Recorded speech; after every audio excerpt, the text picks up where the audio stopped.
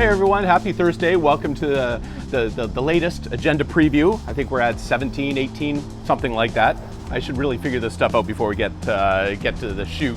But so this one is for two meetings. So this is for the regular City Council meeting on Monday, August 26th at 6 o'clock in Council Chambers. And then there's the Environment, Transportation, Public Safety Standing Committee meeting the following Wednesday, the 28th at 4:30 in Council Chambers. So it's a pretty thick document.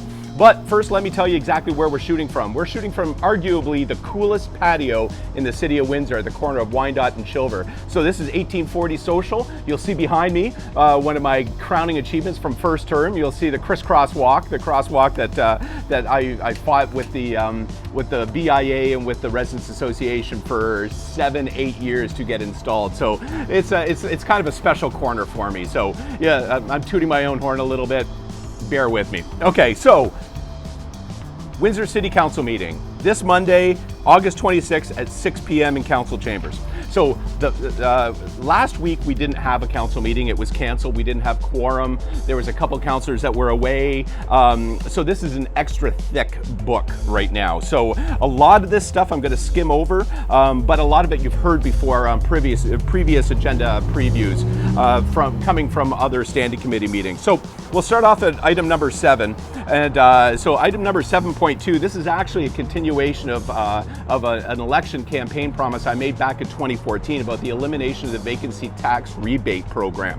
So we've done a pilot program in the downtown, and it's working out to the point where we're ready to roll it out now to all BIAs. So that's what item 7.2 is. It's just expanding the vacancy tax rebate program. In a nutshell, the provincial government, it's a provincially mandated program, and it forced municipalities to offer a 30% tax rebate if somebody's commercial property was vacant for more than 90 days. So obviously that's something that's we felt that subsidized and that encouraged vacancies on our main streets, and that's just one more part of the puzzle that we looked at for actually filling up our main streets and making our core neighborhoods more livable and more attractive to people. Okay, and then so moving on, we've got the tender for the West End Transit Terminal, a general contractor. So we're actually going to be choosing a general contractor for that. We've got an emergency demolition at 601, 623 Chatham Street East. And then item 7.7, you might have read in the media that the City of Windsor is going to have a large chunk of their employees moving on and retiring. So item 7.7 is the results of the Corporation of the City of Windsor's 2018 workforce census. So that's a big document. So if you're interested at all in seeing what makes up the 3,500 employees at the City of Windsor, you should check that out. Okay, then moving into item number 8, the consent agenda. So item number 2, there's a private road extension on the airport lands, and so picking a contractor for that. Then item 8.5 is a final approval of the Dollarama on Sandwich Street, their suite of financial incentives that they've applied for. And we get into a lot of the stuff that we've already heard of. The Economic Community Revitalization CIP for 2679 Howard, a whole bunch of minutes of different meetings that have happened in the last 2 months. Yeah, really moving on to a lot of the stuff that you've already heard. I highly encourage you, because I got to skip over this so quickly, to read the full agenda and see if there's something here that really interests you. Item 8.25, this is the Corporate Asset Management Plan. This is where we had at the Executive Stand Committee, and we moved everything to budget. But I would still like to have that presentation. I think council really needs to hear that presentation from our asset management professionals within the city. So that's going to be a request that I'm putting forward. Second quarter operating budget variance report. We've got reports from the Windsor-Essex County Housing Corporation, physician recruitment and retention, and on and on. Again, read up on that. But another interesting one here is a final approval for the Atkinson Skate Park Bowl, the Barron Bowl. You might have heard about that.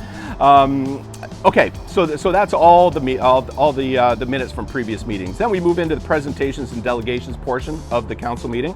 Item 10.1, the Sewer Master Plan Project 6th quarterly update. So it's such a massive project that we've asked the contractors, Dillon Consulting in this instance, to report back on with regular updates and keep us in the loop of what is going on and the assessment of what they're finding. So that's item 10.1. Item 10.2, front yard parking at 1850 Gladstone Avenue. This is something that we heard about a year ago. Somebody wants to pave their front yard in lieu of the fact that we have a moratorium on front yard paving in the city of Windsor. So then moving on to item 11.1, the City Hall Square and Civic Esplanade design. So as you know, we've torn down the original City Hall, we built a new one. So this is what we're going to be doing with that land that's between the new City Hall and the river.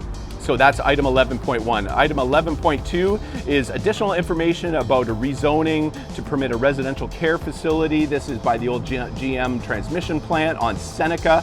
There's some new information to consider there.